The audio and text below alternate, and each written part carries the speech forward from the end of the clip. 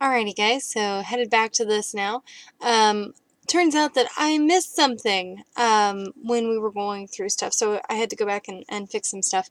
Um, so, I need to tell you guys about a very important election for wartime politics. So, in the first election following the stock market crash in 29, a man named Ruby LaFoon was elected governor of Kentucky with Happy Chandler as his lieutenant governor.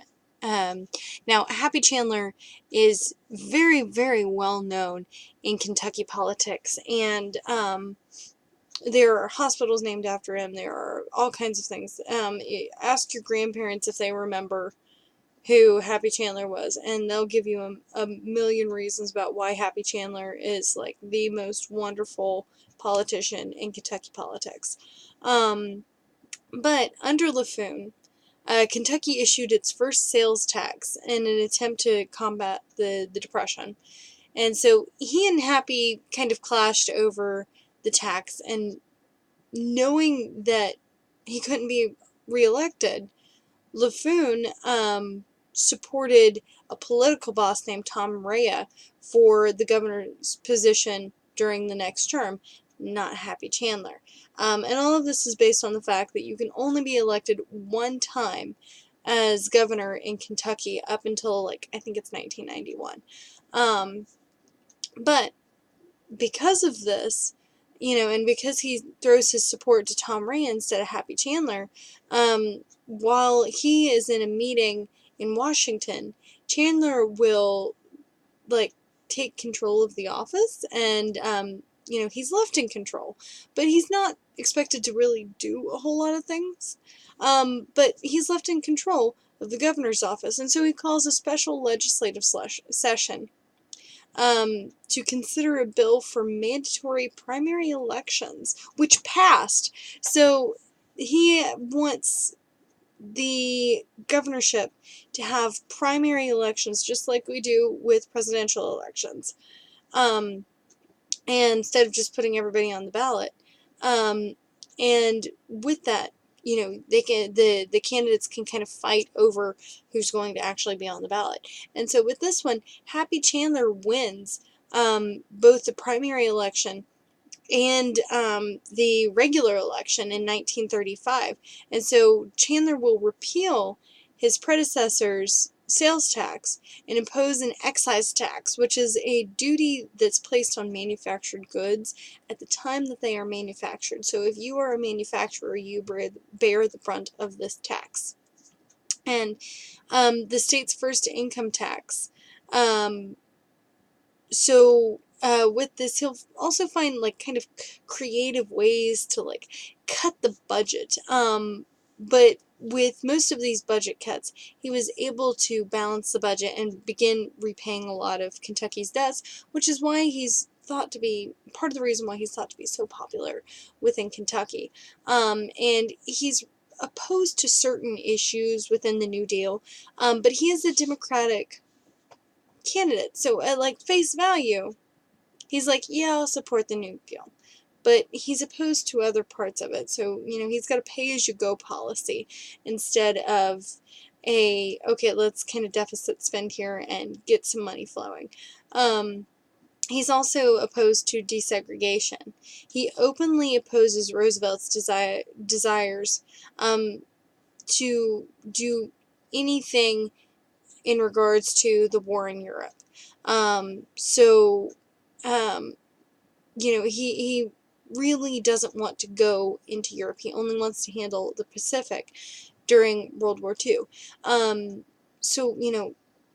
The Allies in Europe, they're kind of on their own. We'll handle Japan over here because they attacked us, and then we'll call it quits from there.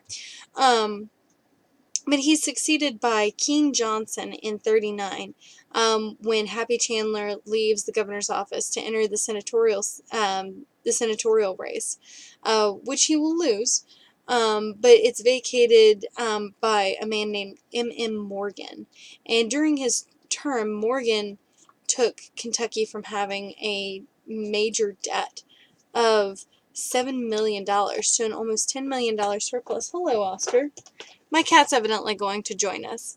And This is why I have a fabric chair instead of a leather chair, because he tears up leather by doing things like this. But anyways, away from my cat. So he has a desire to create some social services programs to help with the poor, but there's really a lot of financial strain going on there. So, you know, and it's compounded by World War II. So he's not really able to put into place as many social service programs as he really would like, but he is able to put some into place. And once, excuse me, once Johnson leaves this office, he'll be succeeded by Simeon Willis in 43. And he'll win, and he'll be the first Republican to win the governorship, but he'll win because of Democratic infighting, and he really wants to abolish the income tax in Kentucky that's created by Chandler. And with the war effort, he'll take the state income and raise it from 31 million to 52 million during his tenure, but this is directly influenced by war inflation. So the money isn't actually necessarily there. It's not good, solid money. So while he'll raise the state income, it's kind of artificially raised, which will cause later problems down the road. But it's working for wartime politics. But a majority of this money will go to schools and infrastructure, and it hasn't really been since his time that Kentucky's really pushed infrastructure, just statewide. You know, schools and things like that. We still have many of the WPA schools from the 1930s in place, and so we'll have a few from the 40s, but we won't really have a push for good infrastructure past this time for a good long time. I know that some of the local schools have only been updating in the last 10 to 15 years. So, you know, you're seeing an almost 60-year gap in schools and updating schools. So, you know, just keep that in mind.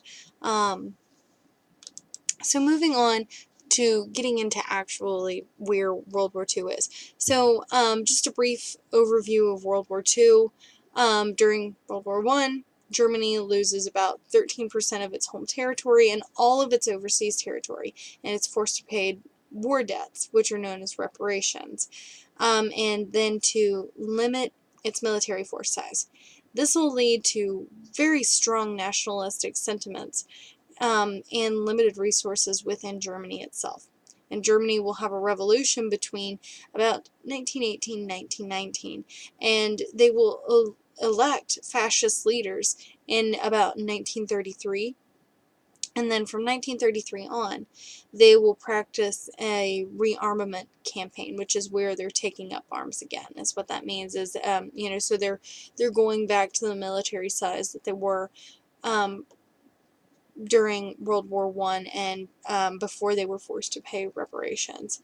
And this is really a global war. So, and from about 1939 to 1945, this war is between Allied powers, which were France, Poland, the UK, and all of its dependents, Yugoslavia, the Netherlands, Belgium, Greece, China, and eventually the USA.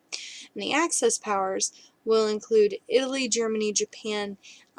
Spain will attempt to get in there, but they'll be refused by the Axis powers, actually. And so they won't actually get into the war, and they'll claim to be neutral through all of this. But they have a fascist dictator who's in place during this time named Franco. And if you ever have a chance to read a book about the Spanish Civil War, Franco's a fairly scary guy. And he's been dead for less than 20 years. And we're still seeing effects from Franco and his regime in Spain, especially in academia. Scholarship in Spain was almost nil for close to 50 years. But that being said, Spain never formally entered the war along with the Axis powers, but they tried. And a lot of the ideas for how the war was going to function will come out of Spain in its civil war. So things like concentration camps will be an idea that's heavily influenced by the Spanish Civil War.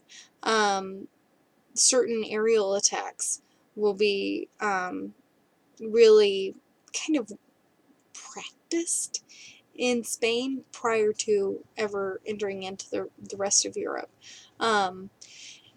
And so with this, if you look over here to your right, you can see a map of all of the countries in the world and who supports what side. So the dark green are the Allies. The light green are the Allies after the attack on Pearl Harbor. And so you'll have all of North America, almost all of North America, almost all of South America, and then the blue areas are the Axis powers. And so you can see, like, geographically, how tiny of a percentage it is of the population who are supporting the Axis powers, and like the overwhelming majority of support that's coming from the Allied powers. And so a lot of these places will be that are supporting the war, they're only supporting on face value because they're colonies. So most of the places in like Africa and India, places like that, there won't be like a large group of manpower, from what I understand, coming out of those areas. It's mostly just the exploitation of the goods and like raw materials needed for the war effort that are coming out of those areas.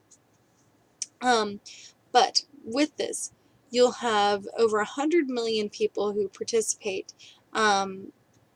in the war, and between 50 to 85 million fatalities, most of which are either Russian or Chinese civilians. That's a really large percentage of it. It begins with the invasion of Poland in September of 1939. And China and Japan are already at war at this point, so they don't really count that in as part of World War II. It's something separate until they start making alliances with other groups, and then it really comes to a point where you have, excuse me just a minute. Come on. Thank you. Those alliances being formed is really when they start considering it to be part of World War II. And so at this point, the U.S. is practicing isolationism. They're kind of going, okay, you guys stay over there, we'll stay over here, we'll mind our own business. We'll secretly and covertly send some stuff to our European allies, but, we really won't get involved. This really isn't any of our business. And we've got plenty of problems over here to deal with first. So you guys just go and have your fun over there, and we'll hang out over here. But the U.S. will enter the war with the bombing of Pearl Harbor and the bombings in the Philippines and other holdings in the South Pacific. So for all of the Allied powers, and especially the European ones, all forms of production, scientific discovery, industry, all of this will gear towards the war effort. And so they will take like their entire identity and align it with either the Axis powers or the Allied powers. But especially the Allied powers, they will, like, every person will take part in this war in some way or another. And so it'll really be a war on the home front as well as overseas for many Americans. And as far as Kentucky goes, Kentucky has a very large part to play in this. We will have over 300,000 people who serve in the war. We'll have 7 of them receive the Medal of Honor, and we'll have pretty close to 8,000 men die in World War II, which, out of 300, more than 300,000, that's pretty good on the fatality side. And if you click on that link that's in your PowerPoint there, you can kind of look through an index of men who went into World War II, and it's the same way, same setup as it was for the stuff with World War I. You can do it by county, and just check out how many people are actually from that county, see pictures of them, see how they died, all of that kind of stuff is on there. So beyond this, Kentucky has several camps that are really, really important for World War II. So number one, you have Camp Breckinridge, which is an Army post that will be built in 1942, and it'll be on approximately 36,000 acres. And it'll cost about $39 million to create.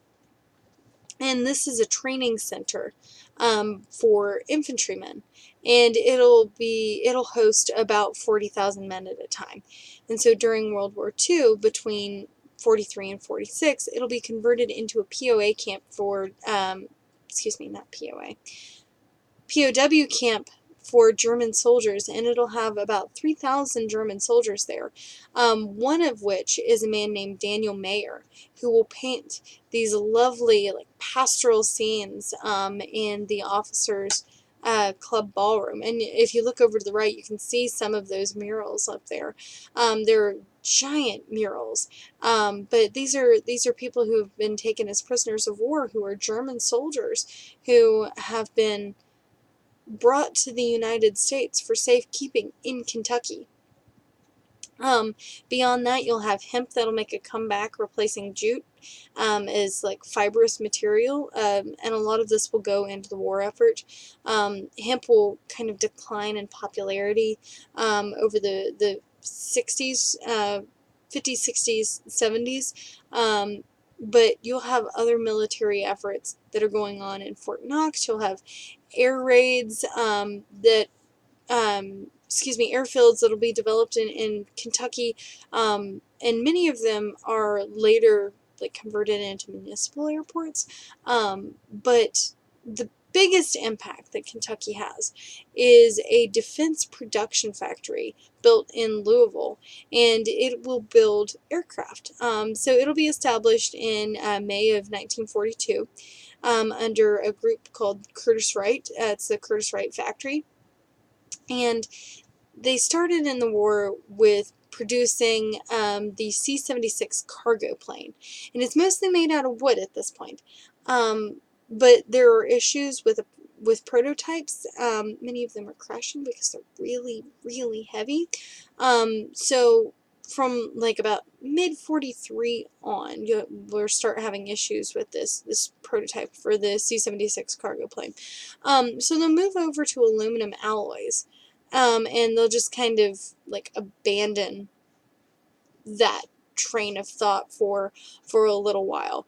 And so they'll start the production of the 439 Curtiss C-46 in May of 44. And this is an incredibly important plane because it is the only one that is able to be used in the Asian theater of the war.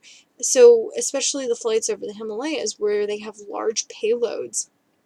This plane has the unique ability to fly over high altitudes. So it's really important that that our U.S. Military members be able to stop in India, refuel, get the things that it needs, and then fly over the Himalayas over into Japan. And the last C-46 will be assembled in June of 45, and then by August of 45 the factory will close. But the war's over, so that's okay. But this plane is incredibly important to how the U.S. fights the war overseas, and especially in the Pacific theater and the Asian theater of the war. If you look at some of the other pieces of World War II, this plane is kind of what makes the war effort in the Asian theater because of its ability to get over the Himalayas. Otherwise you're pretty much stuck at sea and then planes taking off of cargo carriers. But it's not as effective, especially when you think of cargo and what's being transported. So with that, we end Kentucky in World War II. So if you're curious about World War II, please make sure you look up extra things about World War II. It's a truly fascinating war, and it's a war that has just kind of taken hold of a lot of Americans, and it's gained a lot of popularity in the last 20 years or so. It's kind of become like what the Civil War used to be for many Americans. So look into it. Check out, if you are in the Lexington area, you can check out an aviation museum that's down close to the airport. I haven't been there myself yet. It was my goal to get there by this class. I did not make it, but there's supposedly one of these C-46s there at that museum. So if you have a chance to go there and send me pictures, please do, because that's really cool and I'd really love to see it. And good luck, guys. So let me know if you have any issues with your papers coming up, and get those in as quickly as you can. Make sure that you're paying attention to your due dates that are up from the class schedule, and email me if you have any issues. So I'll see you guys later. Take care. Bye.